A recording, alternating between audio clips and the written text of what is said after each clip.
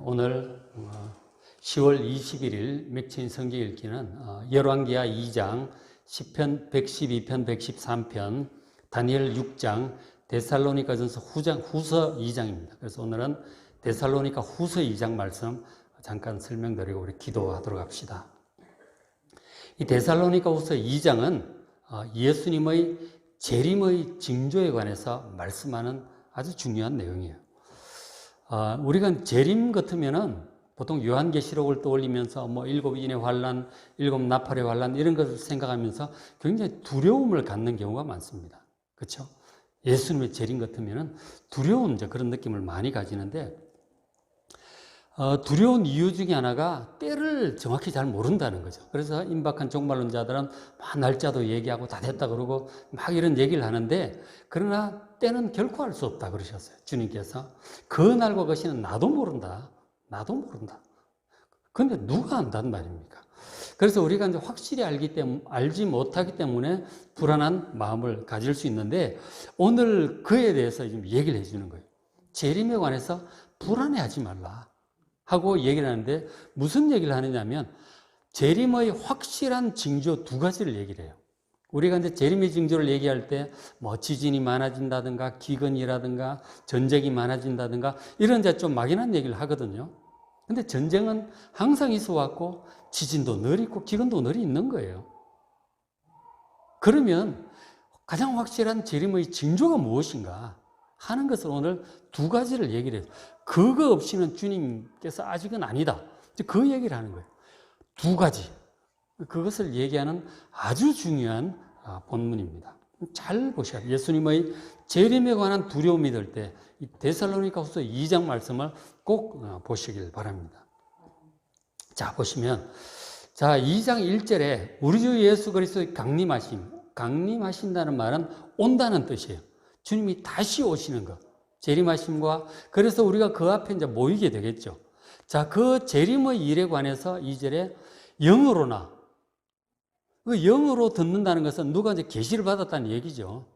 누가 어떤 천사가 나타나서 계시를 해주셨다. 그런 거 아니겠어요? 그런 거든지 혹은 말로나 어떤 사람이든지 혹은 우리에게서 받았다는 편지. 사도 바울이 편지를 보냈다 이거예요. 사도 바울은 절대로 그런 편지 보내지 않는다는 거예요. 그런 편지는 다 이것은 미혹하는 사탄의 속임수들이에요. 그런 것들로 인해서 어쨌든 주의 날이 이르렀다. 예수님의 재림의 때가 다 됐다고 해서 쉽게 마음이 흔들린다든지 두려워한다든지 그렇게 하지 말라는 거예요.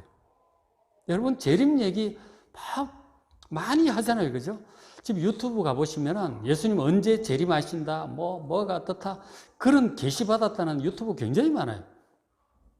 우리 조선족에 있는 어떤 사람, 중국에 있는 사람, 혹은 어느 미국의 어떤 목사님, 어느 예언자, 아프리카에 있는 목사님, 그런 얘기 굉장히 많습니다. 다 영어로, 말로나 그런 재림의 날이 다 됐다는 얘기를 자꾸 하고 있는 거죠. 근데 그런 얘기를 들을 때 여러분 결코 마음이 흔들리거나 두려워하지 마시기 바랍니다. 그 이유를 분명히 얘기를 해줍니다. 그러니까 예수님께서 재림하시기 전에 반드시 있어야 될 두 가지 징조, 필수적인 두 가지 징조를 사도 바울이 얘기를 해주고 있습니다. 그래서 그 징조가 확실하지 않다면 아직은 아닌 거예요. 그래서 그 두 가지가 뭐냐 보십시오. 2장 3절에 누가 어떻게 해도 무슨 말을 하고 어떤 예언인이 난리를 쳐도 너희가 미혹되지 말라. 이 재림 설교 듣고 나면 두려울 때가 있는데 특히 종말론자들은 막 이런 재림의 징조들 얘기를 합니다. 뭐가 어떻고 프리메이슨 얘기도 하고 일루미나티 얘기도 하고 기후 변화가 어떻고 북극에 남극에 빙하가 녹고 별 얘기들을 다 합니다. 그래서 다 됐다. 끼어서 정신 차려야 된다. 날 따라오라 그러고 근데 그렇게 하는 거죠. 그러나 누가 무슨 말을 할지라도 여러분 미혹되지 마시기 바랍니다. 자, 두 가지 의사는 먼저 배교하는 일이 있다. 배교하는 일이 있고 두 번째, 불법의 사람 곧 멸망의 아들. 누구를 가리키는 것 같아요? 불법의 사람, 다른 말로 멸망의 아들. 바로 적그리스도예요. 그 사람이 나타나기 전에는 그날이 이르지 않을 것이다. 사도 바울이 확실하게 얘기를 해주고 있죠. 성령의 감동으로. 그러니까 배교하는 일이 먼저 있고, 그리고 이제 적그리스도가 나타나기 전에는 예수님의 재림 때가 아직 아니라는 거예요. 예수님 재림이 가까이 오면은 아주 광범위하게 배교하는 일이 벌어질 것입니다. 배교한다는 것은 그 신앙을 포기한다든지 신앙이 변절되는 거죠. 그게 배교면 광범위한 변절이 일어날 것입니다. 배교가 일어날 것이다. 그리고 그런 것과 함께 적그리스도가 나타난다는 것이죠. 그 두 가지가 나타난다면 이것은 진짜 예수님 가까이 오신 거예요. 진짜로 가까이 와요. 정말 깨어 있어야 된다는 거예요. 이 두 가지를 여러분 주목하시기 바랍니다. 뭐 지진이 어떻고 기근이 어떻고 전염병이 어떻고 이런 건 직접적인 그런 게 아니에요. 전쟁이 어떻고 뭐 직접적인 건 이제 두 가지예요. 광범위하게 신앙을 버리는 배교. 배교라는 것은 기독교 예수 믿다가 신앙을 버리는 거예요. 신앙이 변절되거나 버리는 거예요. 그러면서 이제 적그리스도가 나타나는 거죠. 그러면 진짜로 다 돼간다 하는 거죠. 두 가지를 이제 조금 설명을 드릴게요. 자, 배교라고 하는 것은 이제 헬라어로 아포스타시라고 하는데 이것은 신앙을, 예수 믿다가 신앙을 포기하는 거예요. 박해 때문에. 우리 일제시대 때 박해 많이 했잖아요. 예수 믿는 거 버리면 십자가 밟고 지나가면 내보내준다. 막 그렇게 했단 말이에요. 그리고 실제로 십자가 밟고 이렇게 신앙을 버린 사람들이 많았어요. 그 다음 변절을 하고. 그런 것들이 이제 신앙을 버리는 거죠. 예수님 믿다가 교회를 다니다가 신앙을 버리는 것입니다. 많은 경우에 이제 박해 때, 대대적인 박해가 일어나면 신앙을 버리는 사람들이 많아지는 거죠. 그게 이제 적그리스도의 출현하고 맞물려 있는 거죠. 박해 때문에 신앙을 버리기도 하고, 그리고 신앙이 변질돼가지고 거의 이거는 원래 예수를 믿었는데 신앙이 점점 변질이 돼가지고 나중에는 저 정도로 변질이 되면 저건 예수 믿는 거라고 할 수 없다 라는 정도까지 간다면 이거는 이제 배교라고 봐야 되는 거죠. 그죠? 그건 배교라고 봐야 돼요. 예를 들어서 우리나라도 이제 그 일제시대 때 많이 이제 신앙이 이제 배교하고 이제 그랬죠. 그런 일이 있었고. 그 다음에 이제 현대교회는 어떤 일들이 있느냐면, 제가 종종 말씀드리지만, 이 자유주의 신학, 인본주의 신학을 말씀을 드리는데, 인본주의 신학을 받아들여가지고, 그걸 받아들여서 믿고 따르게 되면, 어떻게 되는지 아세요? 그런 이제 신앙이랄까요? 그 신학을 가지게 되면, 우리나라에도 그런 사람들 많죠. 특히 이제 유럽이나 미국 쪽에는 이 인본주의 신학을 받아들이는 목사님들과 성도들이 굉장히 많습니다. 그런 신학을 받아들이게 되면 어떻게 되느냐면 사람이 죽으면 끝난다고 생각을 하게 돼요. 천국, 지옥 이런 거 믿지 않습니다. 하나님의 심판 이런 것도 믿지도 않아요. 죽으면 끝나는 거예요. 살아있는 동안 서로 사랑하고 섬기면서 잘 살자. 그렇게 얘기를 해요. 영적인 세계를 전혀 믿질 않아요. 그 영적인 세계를 안 믿는다는 것은 눈에 보이는 사람, 동물, 뭐 이것만 밖에 없는 거예요. 안 보이는 하나님이라든가 사탄이라든가 뭐 천사라든가 귀신 이런 거 다 안 믿습니다. 말로는 하나님을 믿는다고 하는데 그건 그 어떤 개념일 뿐이에요. 실제로는 성경에 기록된 여호와 하나님을 믿지 않습니다. 그렇기 때문에 인간의 죄의 문제라든가 구원이라든가 이런 거 다 안 믿어요. 속죄 뭐 이런 거 안 믿습니다. 뭐 부활 이런 거 안 믿어요. 죽으면 다 끝나는데 뭐 영적인 세계를 전혀 믿지 않습니다. 천국과 지옥도 안 믿고요. 실제로 말은 하나님인데 하나님을 안 믿어요. 하나님은 하나의 개념일 뿐이에요. 중요한 것은 사람들이 서로 사랑하며 섬기고 이렇게 안 싸우고 사이좋게 잘 사는 이게 중요하다는 거예요. 그것을 하기 위해서 뭐 하나님이라든가 뭐 이런 개념들이 이제 필요한 거죠. 중요한 거는 사람들이 서로 사랑하며 섬기고 봉사하며 이렇게 선량하게 잘 전쟁하지 않고 싸우지 않고 사는 것이다. 그래서 죽으면 끝나는 것이다. 그게 인본주의 신학이 가르치는 거예요. 우리 교회도 전에 그런 목사님이 한 분 계셨어요. 누구라고 얘기는 안 하지만. 이 인본주의 신학이라고 하는 거, 이건 기독교라고 할 수가 없어요. 전혀 믿지 않습니다. 근데 이제 완전히 그런 인본주의 신학은 아니지만 그것을 상당히 믿고 받아들이는 사람들도 있어요. 그러니까 성경대로 믿는 것과 그 인본주의 신학 사이에 적당한 선에서 또 반쯤 변질된 그런 신앙을 갖고 있는 기독교인들도 상당히 많습니다. 여러분, 성경을 있는 그대로 믿으시기 바랍니다. 자기 믿고 싶은 것만 믿는 게 아니에요. 그죠? 그런 것이 아니다 하는 것이죠.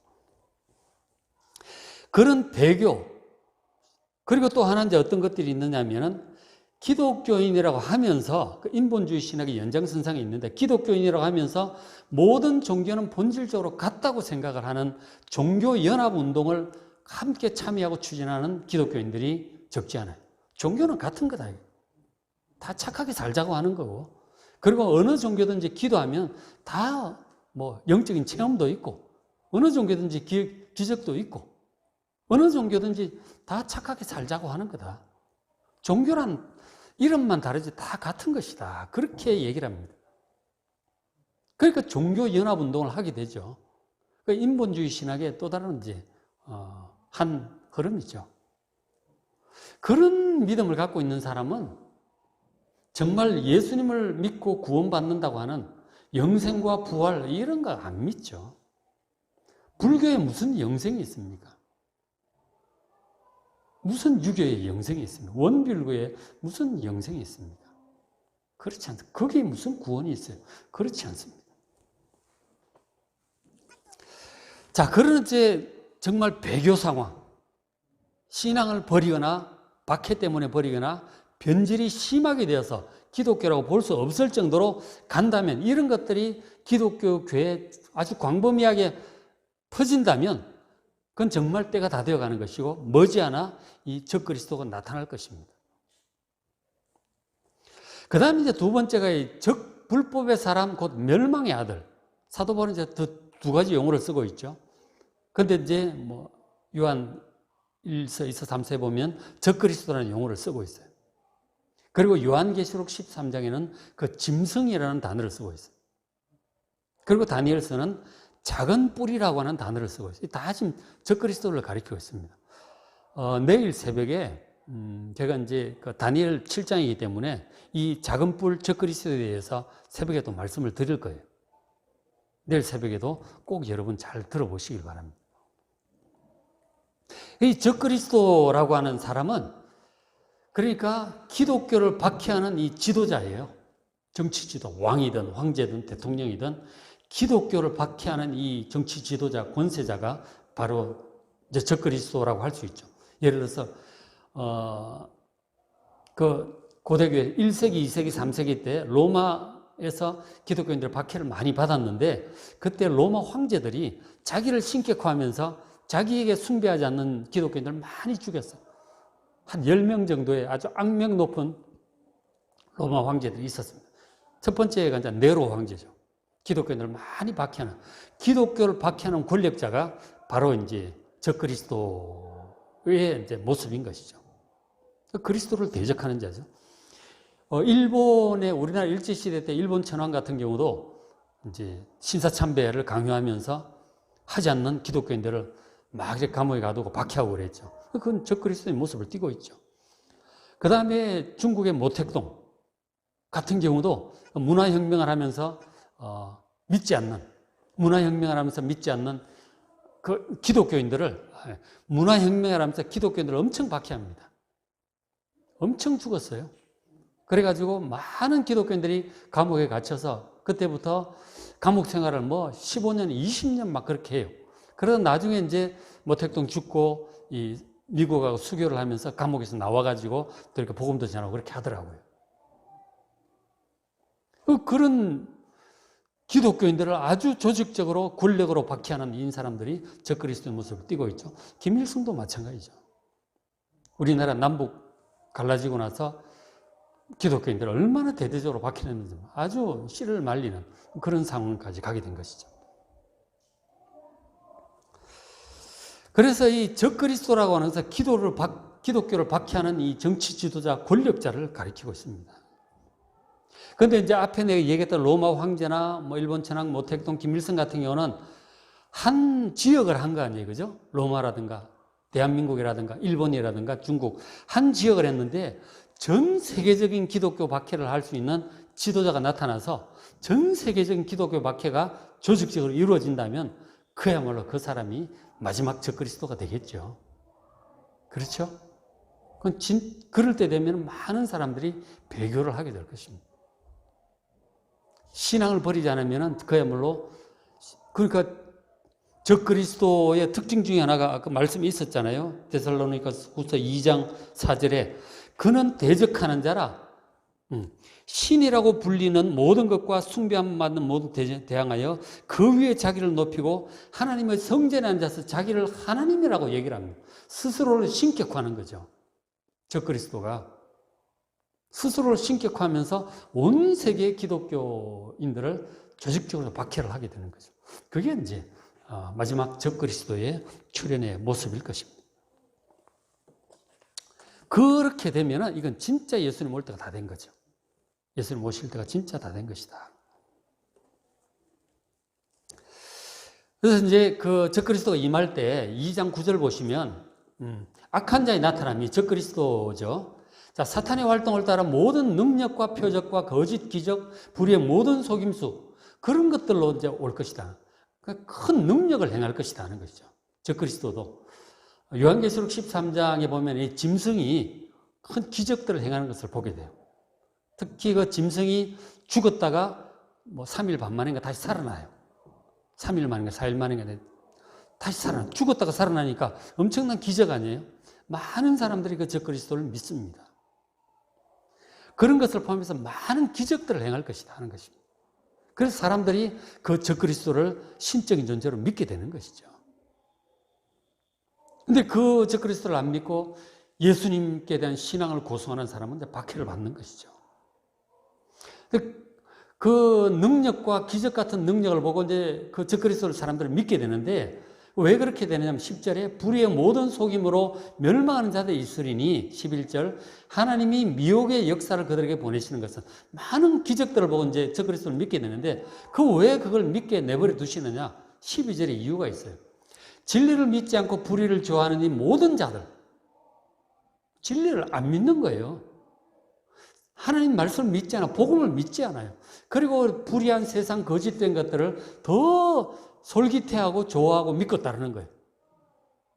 그렇게 하고 있으니까 이 적그리스도가 막 기적들 몇 가지 행하면은 그냥 맞아 저거야 그러고 다 따라가는 거예요.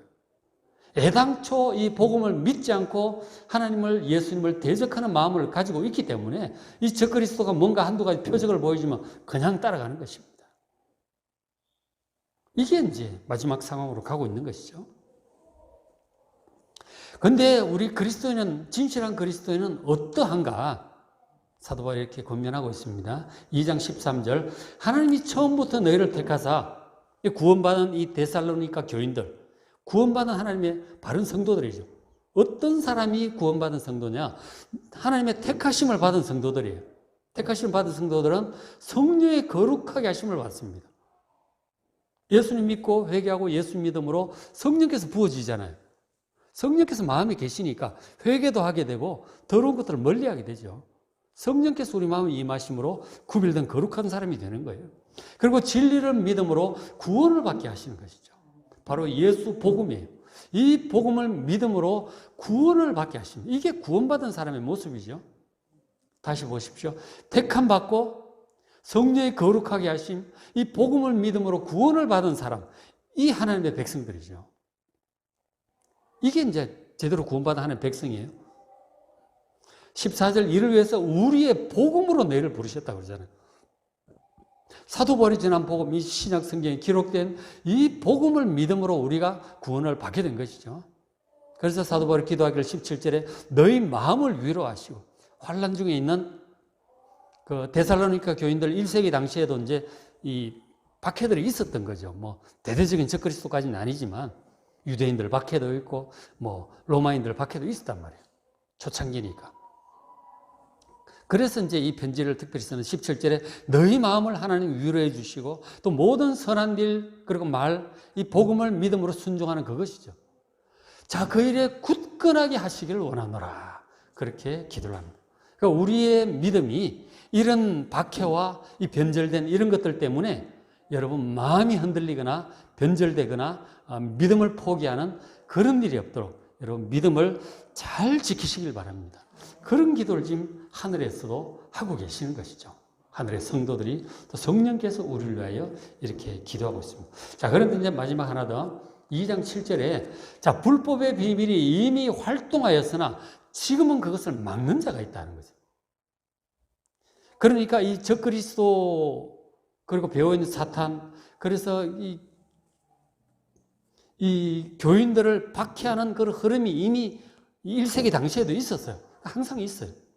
기독교를 박해하는 그런 세력들이 있는데, 근데 막는 자가 있어요. 본격적인 이 적그리스도가 나타나기 전까지 막고 계시는 분이 있다는 거죠.